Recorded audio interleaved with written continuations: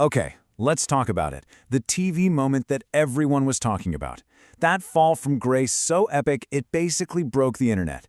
Yep, today we are diving deep into the episode that changed everything, the Lily Lovebraids disaster. And it all hinges on this one line, just 7 little words. Think about it. For years, we all bought into the perfect image of Lily Lovebraids, right? Well, this was the moment the mask didn't just slip, it shattered. It revealed the truth behind this perfect, carefully built lie, and man, it set the stage for one of the most epic downfalls we've ever seen. Which brings us to the big question. How did it all go so spectacularly wrong? I mean, really, how does a beloved icon, someone at the absolute peak of her power, just completely implode in public like that? Well, that's what we're here to do. We're going to unpack every single crucial moment of her big descent. Okay, first up, before the disaster. To really get the impact of the fall, you have to understand the climb, right? It's like you need to see just how high she built her flawless empire, because the higher she stood, the more devastating that crash was going to be. And who was Lily Lovebraids? I mean, for 30 seasons, she was the golden girl. But here's the thing. She wasn't just a person. Oh no. She was a product, a brand. And that brand was all about flawless optimism and total, absolute control. Every smile, every single word, it was all perfectly, meticulously managed. So picture this. At the start of the episode, she literally has it all. She's at the peak of her popularity. She's about to launch this massive global unity campaign. She's engaged to a media mogul, Marcus Thorne. To her rivals, she seemed completely untouchable. This wasn't just success, you guys. This was a fortress of perfection. And we were all about to watch the cracks start to show. All right, now for the main event, the anatomy of the incident itself. We are going to deconstruct the disaster and really dig into how the writers engineered this perfect storm of public humiliation, beat by devastating beat. And the unraveling, wow, it happened so fast. I mean, shockingly fast. We're talking less than 2 hours for a complete collapse. Check this out. At 8 p.m., she's on stage delivering a flawless speech about unity. Just 35 minutes later, boom, the betrayal. Her rival, Jax, leaks that private recording. But the real point of no return, that hits at 9:15. The hot mic moment. That's when her private fury becomes a public spectacle for the whole world. And then, the final brutal nail in the coffin. 9:45 p.m., when Marcus Thorne, her own fiancé, just walks away and abandons her on stage. And you know what the weapon of choice was here? It wasn't a physical attack. It was an idea.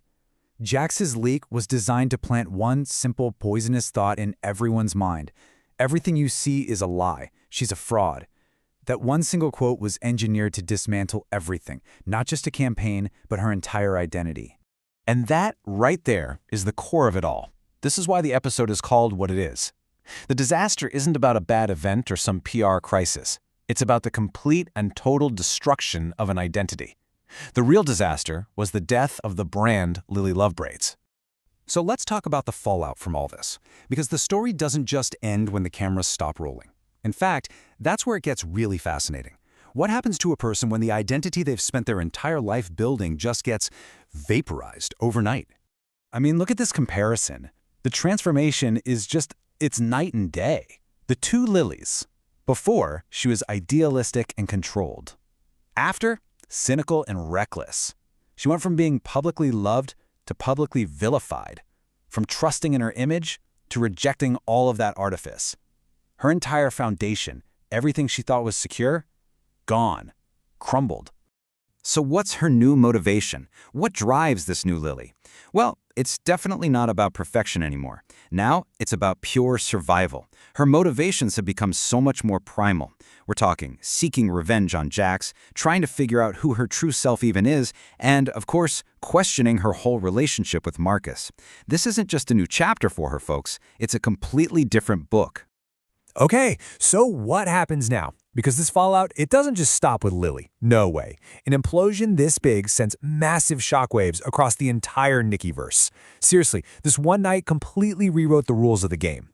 You can literally watch the domino effect happen. Step 1. The Golden Girl falls, and suddenly there's a huge power vacuum. Step 2. Alliances just shatter. Characters are forced to choose sides. Are you with Lily or are you with Jax? Step 3. The Unity campaign collapsed. Gone. That whole season-long storyline is up in the air. And finally, step 4. We, the audience, are left completely reevaluating who the real hero of this series even is. And when all the dust settles, how many true allies does Lily have left? One. Just one. Think about that. From being the most adored person in her world to that. Her isolation is just absolute. Which brings us to the one big, lingering question the episode just leaves hanging in the air. After breaking it all down, what do you think? Is Lily Lovebraids a victim of a really cruel betrayal, just totally destroyed by her rivals? Or was she the architect of her own demise, a fraud whose house of cards was always going to come crashing down? That's the debate, and I'll leave that one with you.